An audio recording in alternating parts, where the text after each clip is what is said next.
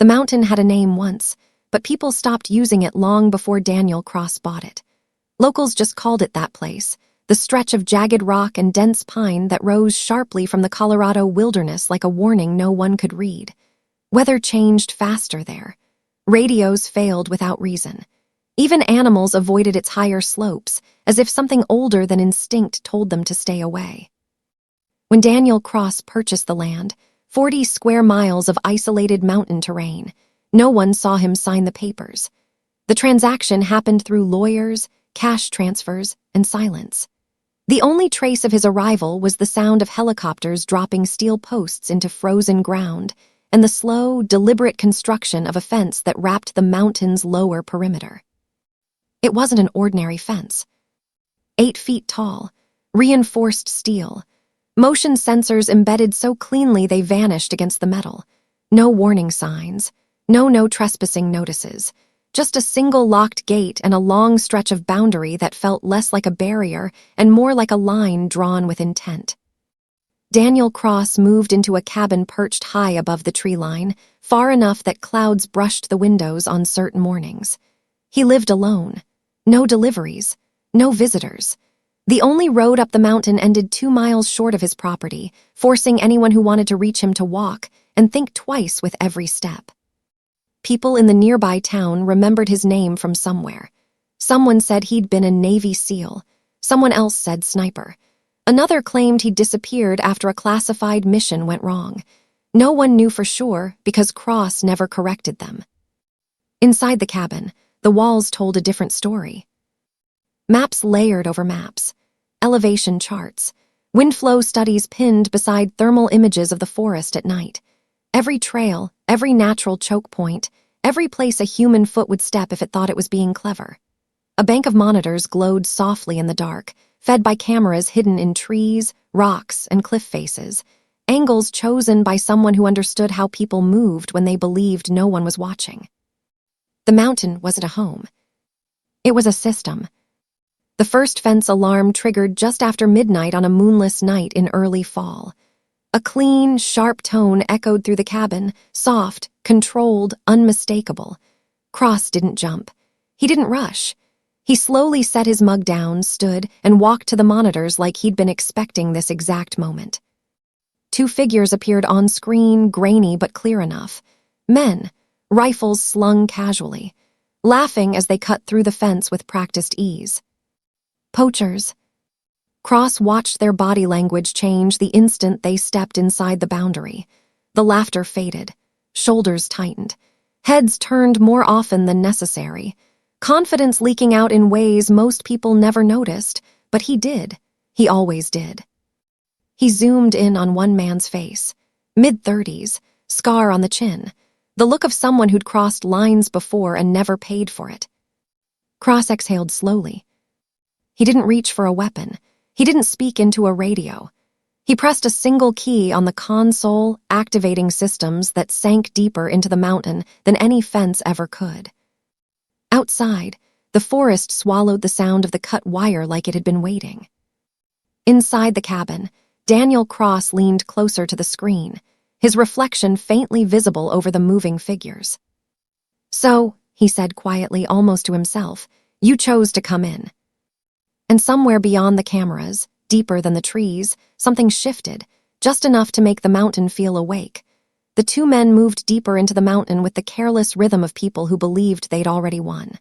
Their boots crushed frost-covered pine needles, leaving a trail so obvious it would have embarrassed a rookie if either of them had been thinking clearly. But they were. They were thinking about trophies, about money, about how easy it had been to cut the fence. On Daniel Cross's monitors, their heat signatures glowed bright against the cold forest floor. He tracked them without effort, fingers resting lightly on the console, as if he were watching an old movie he already knew the ending to. Their names didn't matter to him. Their reasons didn't either. All that mattered was behavior. And behavior never lied. The taller one stopped first.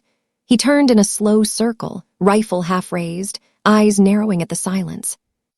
"Did you hear that?" he asked. The other laughed, sharp and forced. "Hear what? It's a mountain." But Cross saw it, the spike in heart rate on the biometric sensor tied to the trail cam they'd just passed. Fear had arrived early. They kept moving, unknowingly following the most natural route forward. The path felt right underfoot.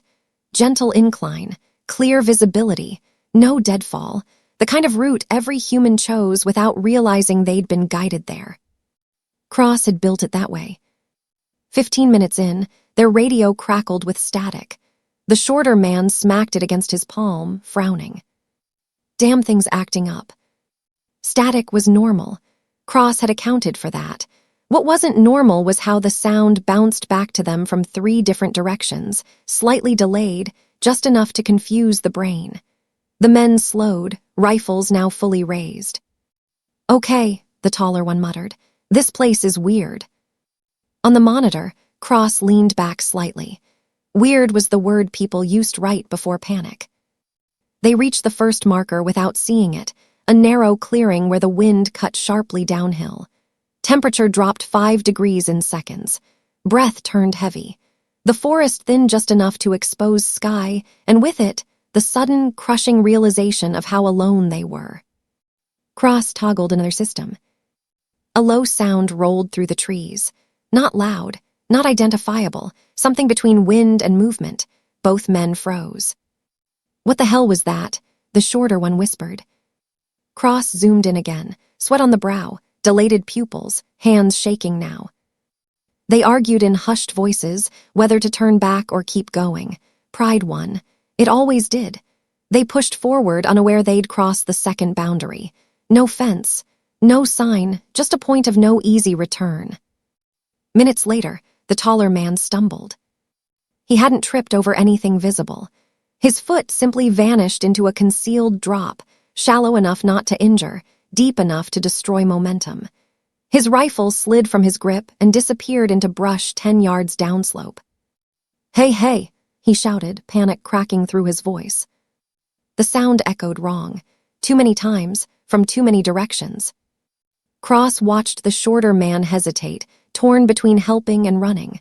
That moment, the fracture, was what Cross studied most.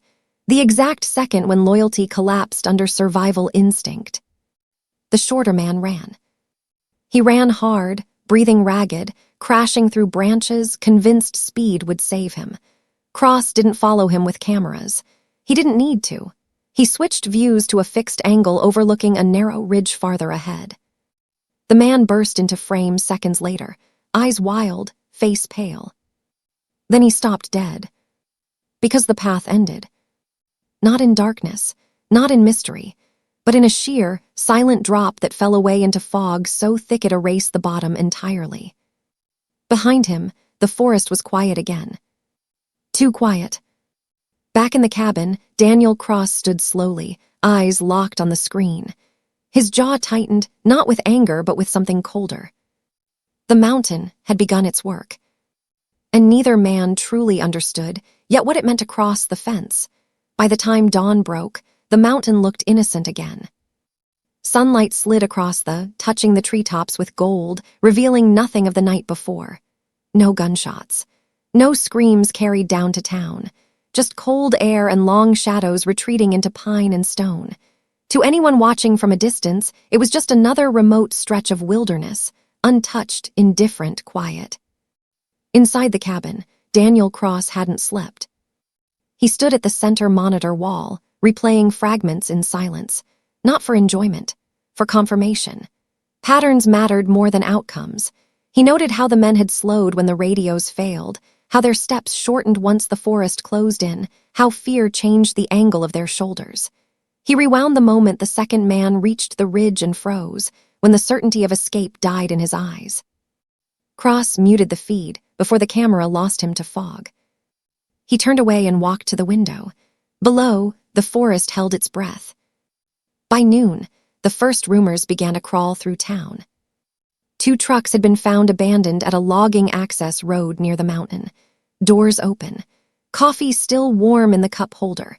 Phones inside, dead batteries despite full charges the night before. A hunting license left folded on the dashboard like an afterthought.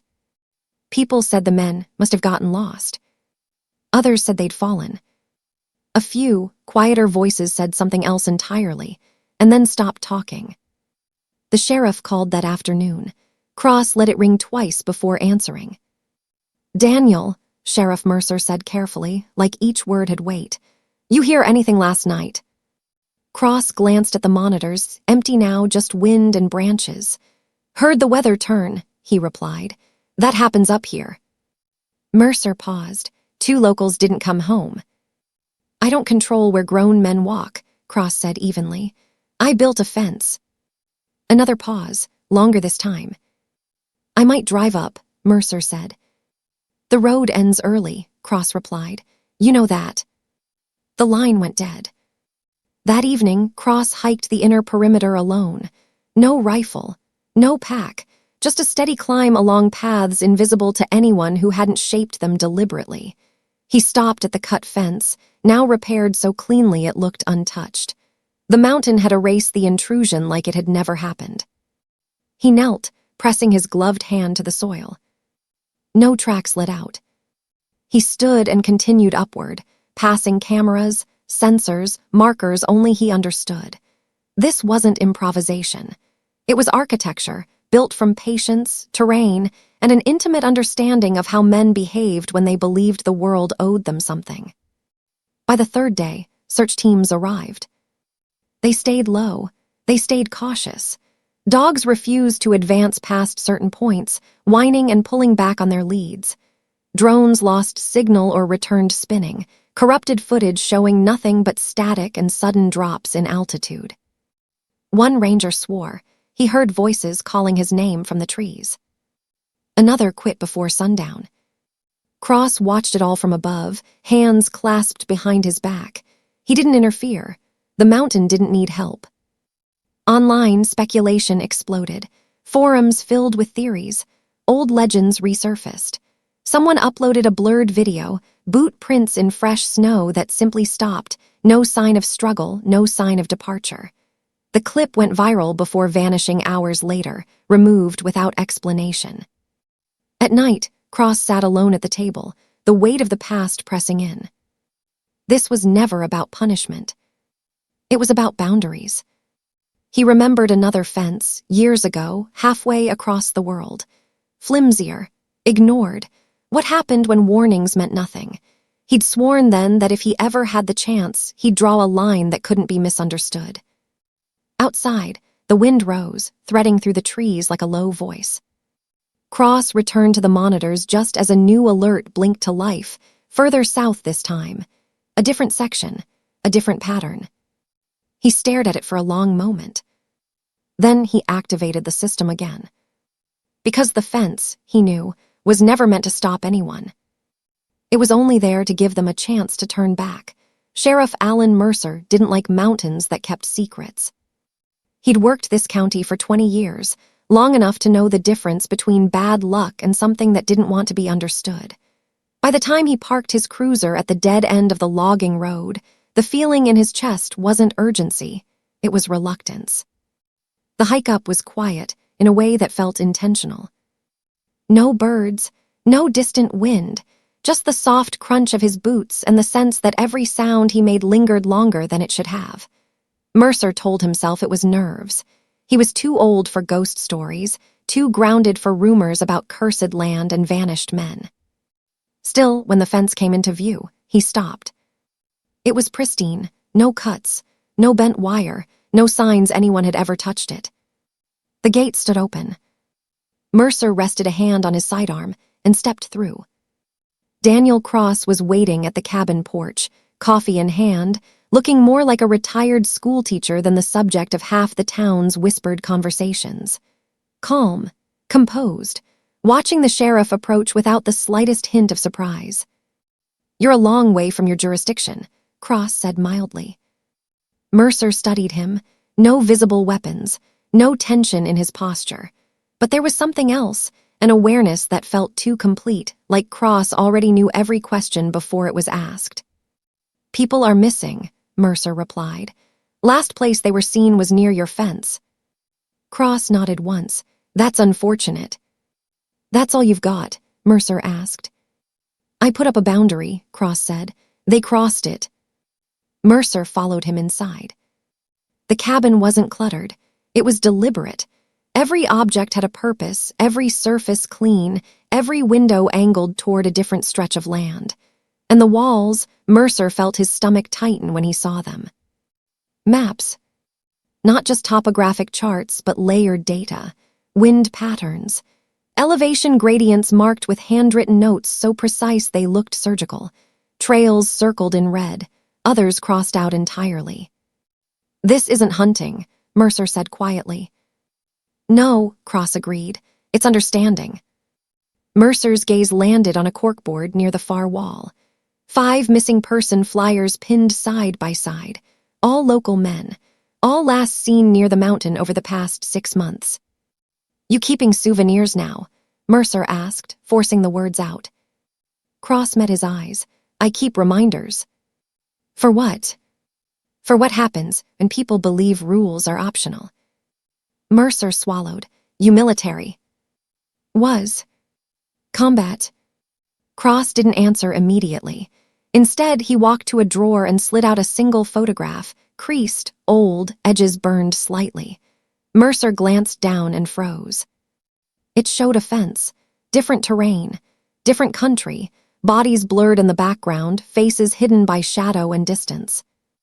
"They ignored the warning," Cross said softly. "So did I." Mercer felt a chill creep up his spine. "Are you saying?" "I'm saying I don't make the same mistake twice." They stood there in silence, the weight of unspoken truths pressing between them. Outside, the wind picked up, rattling the windows like impatient fingers.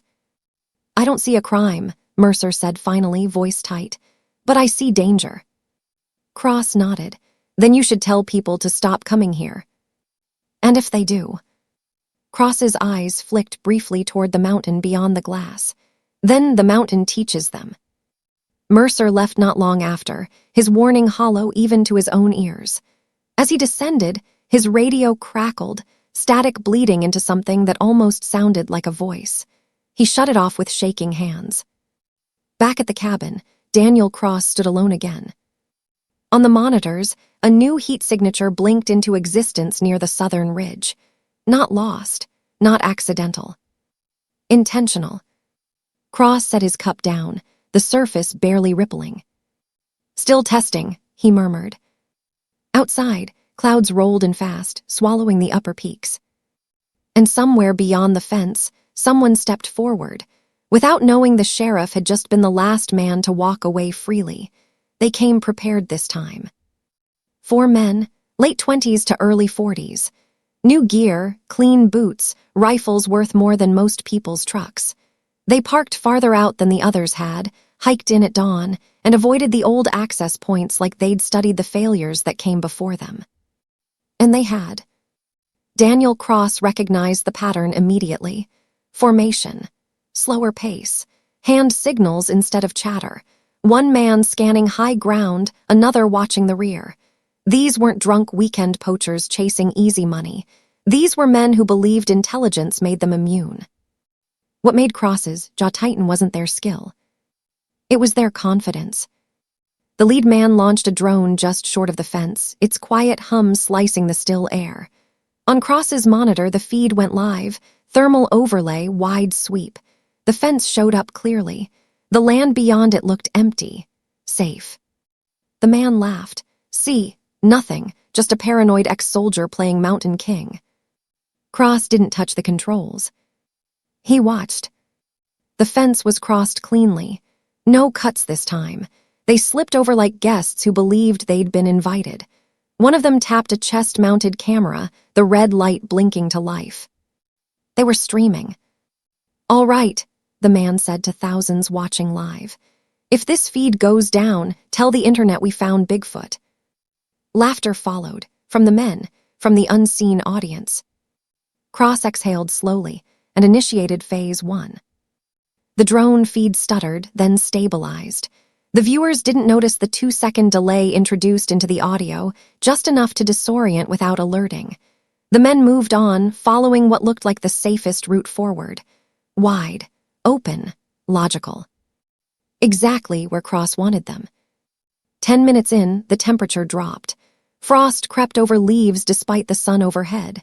One man frowned, checking his wrist display. "That's not right," he muttered. Another shrugged. "Mountains do that." Phase 2. A sharp crack echoed from the trees, wood snapping, distant but deliberate. The rear man spun, rifle raised. Nothing there. The sound repeated, closer this time, bouncing unnaturally between trunks. The chat exploded. "Did you hear that?" Bro turned back. "This is fake, right?" One man laughed too loudly. "Relax, psychological warfare. Guy, probably watching us right now." Cross leaned closer to the screen. "Yes," he thought, "I am." They reached the first choke point without realizing it, a narrow pass where the ground subtly sloped inward, forcing them closer together.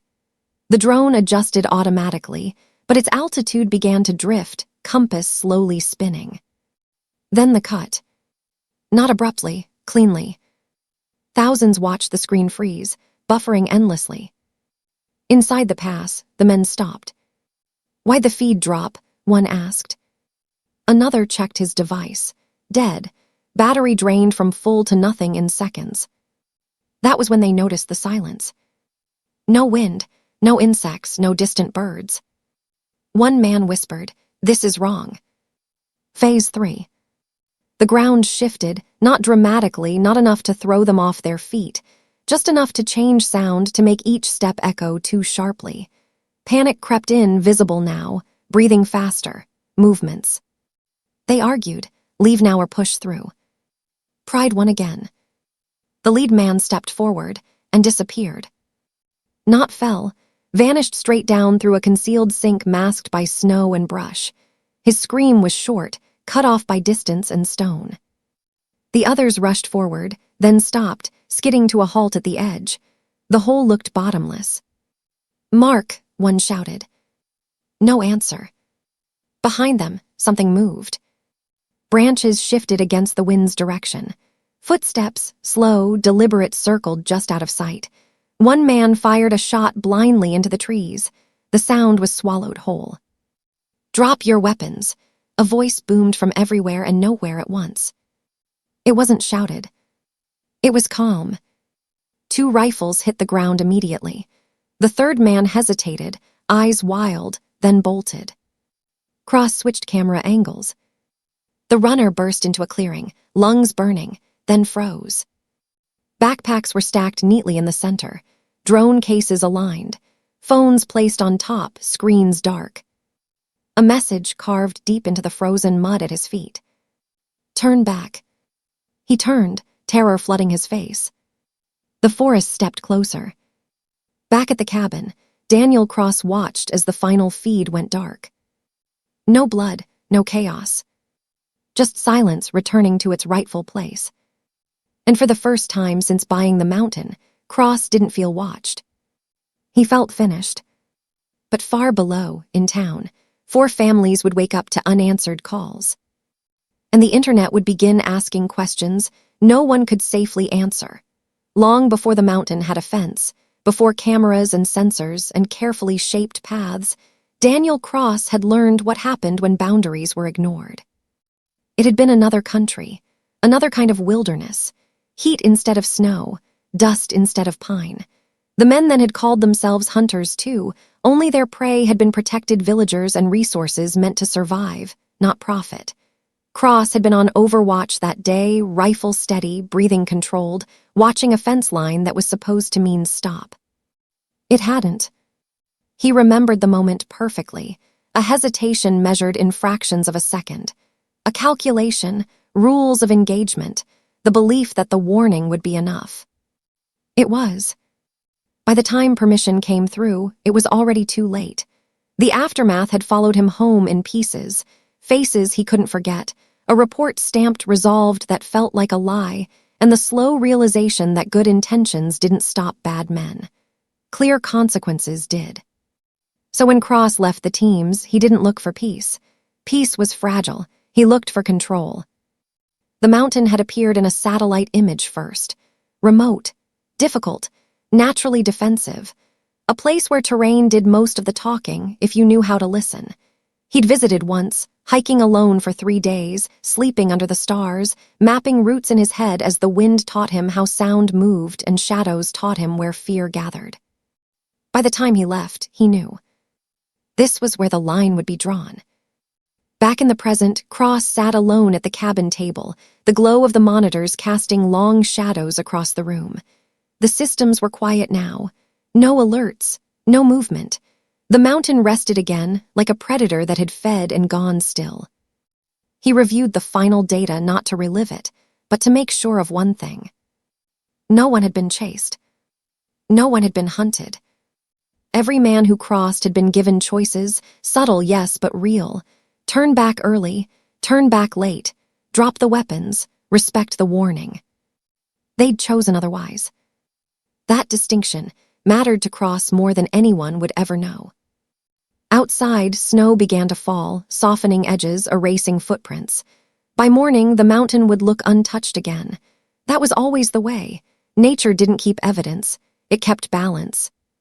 Cross powered down half the system and stepped outside onto the porch. The air was sharp, clean enough to sting. He scanned, though, with his naked eye, no scope, no technology, just memory and instinct. Somewhere out there were the places he never showed on maps, the points of no return, the quiet lessons carved into stone and slope, invisible to anyone who hadn't learned the cost of ignoring them. He thought of the sheriff, of the way Mercer's voice had tightened when he realized the truth couldn't be filed away neatly, of how law and morality didn't always overlap in places this remote. Cross hadn't bought the mountain to disappear people. He'd bought it to end something. Word was already spreading. He could feel it in the silence, in the absence of new heat signatures, in the way even animals were returning to areas once by traps and gunfire. Poachers talked. They always did. And fear, unlike fences, traveled fast. Still, Cross knew better than to believe it was over. There would always be someone smarter, greedier, more desperate. Someone convinced they were the exception. He turned back inside and pulled a weathered notebook from a drawer. Inside were names, not of those who'd vanished here, but of places, dates, and mistakes he refused to repeat. He added one more line, then closed it gently. The mountain creaked as wind shifted against its slopes, a deep, settling sound that felt almost like approval. Cross paused at the door to the monitor room, hesitating for the first time in days. Because somewhere beyond the ridges, beyond the rumors and the fear, someone else was already studying the fence, not as a warning, but as a challenge. Long before the mountain had a fence, before cameras and sensors and carefully shaped paths, Daniel Cross had learned what happened when boundaries were ignored. It had been another country, another kind of wilderness, heat instead of snow, dust instead of pine. The men then had called themselves hunters too, only their prey had been protected villagers and resources meant to survive, not profit. Cross had been on overwatch that day, rifle steady, breathing controlled, watching a fence line that was supposed to mean stop. It hadn't. He remembered the moment perfectly, a hesitation measured in fractions of a second, a calculation, rules of engagement, the belief that the warning would be enough. It was. By the time permission came through, it was already too late. The aftermath had followed him home in pieces, faces he couldn't forget, a report stamped resolved that felt like a lie, and the slow realization that good intentions didn't stop bad men. Clear consequences did. So when Cross left the teams, he didn't look for peace. Peace was fragile. He looked for control. The mountain had appeared in a satellite image first. Remote, difficult, naturally defensive. A place where terrain did most of the talking if you knew how to listen. He'd visited once, hiking alone for 3 days, sleeping under the stars, mapping routes in his head as the wind taught him how sound moved and shadows taught him where fear gathered. By the time he left, he knew. This was where the line would be drawn. Back in the present, Cross sat alone at the cabin table, the glow of the monitors casting long shadows across the room. The systems were quiet now. No alerts, no movement. The mountain rested again, like a predator that had fed and gone still. He reviewed the final data not to relive it, but to make sure of one thing. No one had been chased. No one had been hunted. Every man who crossed had been given choices, subtle, yes, but real. Turn back early, turn back late, drop the weapons, respect the warning. They'd chosen otherwise. That distinction mattered to Cross more than anyone would ever know. Outside, snow began to fall, softening edges, erasing footprints. By morning, the mountain would look untouched again. That was always the way. Nature didn't keep evidence, it kept balance. Cross powered down half the system and stepped outside onto the porch. The air was sharp, clean enough to sting. He scanned, though, with his naked eye, no scope, no technology, just memory and instinct. Somewhere out there were the places he never showed on maps, the points of no return, the quiet lessons carved into stone and slope, invisible to anyone who hadn't learned the cost of ignoring them. He thought of the sheriff, of the way Mercer's voice had tightened when he realized the truth couldn't be filed away neatly, of how law and morality didn't always overlap in places this remote. Cross hadn't bought the mountain to disappear people. He'd bought it to end something. Word was already spreading. He could feel it in the silence, in the absence of new heat signatures, in the way even animals were returning to areas once by traps and gunfire. Poachers talked. They always did. And fear, unlike fences, traveled fast. Still, Cross knew better than to believe it was over. There would always be someone smarter, greedier, more desperate, someone convinced they were the exception.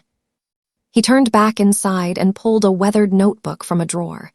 Inside were names, not of those who'd vanished here, but of places, dates, and mistakes he refused to repeat. He added one more line, then closed it gently. The mountain creaked as wind shifted against its slopes, a deep, settling sound that felt almost like approval. Cross paused at the door to the monitor room, hesitating for the first time in days. Because somewhere beyond the ridges, beyond the rumors and the fear, someone else was already studying the fence, not as a warning, but as a challenge. The change didn't happen overnight. It crept in quietly, like fog rolling down a valley, slow enough that no one noticed until everything felt different. By early summer, poaching reports across 3 counties dropped to almost nothing. Game wardens went weeks without logging a single incident. Illegal traps vanished. Black market buyers complained on encrypted forums about dry territory and bad zones, warning each other to stay clear of a mountain most of them had never seen in person. They stopped using its real name. They called it the Quiet Place. Sheriff Mercer noticed it too. Fewer calls, fewer late-night searches, and fewer families standing in his office demanding answers he didn't have. On paper, it looked like success. In his gut, it felt like an uneasy truce. Pilots flying over the region reported something strange. Not turbulence, pressure. A heaviness in the chest when their planes crossed a certain patch of airspace. Instruments worked fine, but voices dropped, jokes stopped. Even seasoned pilots found themselves adjusting course without quite knowing why. Rangers avoided patrol routes that drifted too close to the fence. Dogs refused to track there. One veteran handler swore his German shepherd sat down, ears flat, refusing to move, eyes fixed on the tree line like it could see something he couldn't. Online, the story mutated. Some said the men had staged their disappearance. Others claimed underground bunkers, militias, feral cults. A few insisted the mountain itself was alive, that it learned.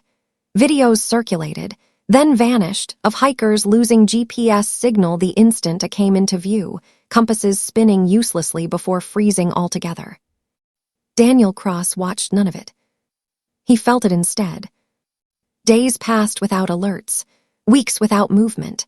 The systems reported normal wildlife patterns returning, elk moving freely, wolves re-establishing old paths, streams clearing where chemicals had once leaked from abandoned camps. The mountain was healing in its own way. That had been the goal. And yet, Cross couldn't shake the feeling that silence, like noise, was information. One morning before dawn, he shut down the outer perimeter entirely. Cameras powered off. Sensors went dark. The fence remained, but its hum faded into nothing. He packed light, just essentials, no weapons visible, and locked the cabin for the first time since he'd built it. He took one last look at the monitor wall. No blinking lights, no threats, just empty screens reflecting his own face back at him, older than when he'd arrived but steadier somehow. Cross hiked out before sunrise, taking a route that avoided the old paths. By noon, he was gone, no announcement, no trace. The cabin stood empty, its windows dark against the slope. Days turned into weeks. No one came. The fence remained untouched, not cut, not climbed, not tested. Even thrill seekers who once chased danger for views and likes stopped sharing coordinates anywhere near that latitude. It was as if the internet itself had agreed to look away. Then, one night, search and rescue picked up a signal. A faint radio transmission, broken, repeating. "Anyone, please." The coordinates pointed toward the mountain's upper ridge. Teams prepared but never deployed. Batteries drained inexplicably. Weather turned violent without forecast. The call repeated once more, clearer this time, before dissolving into static that sounded disturbingly like breathing.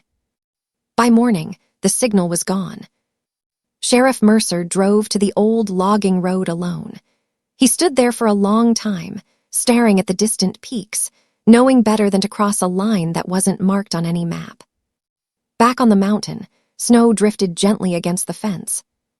And far from the cabin, far from the systems, something listened to the quiet, waiting to see who would mistake silence for safety.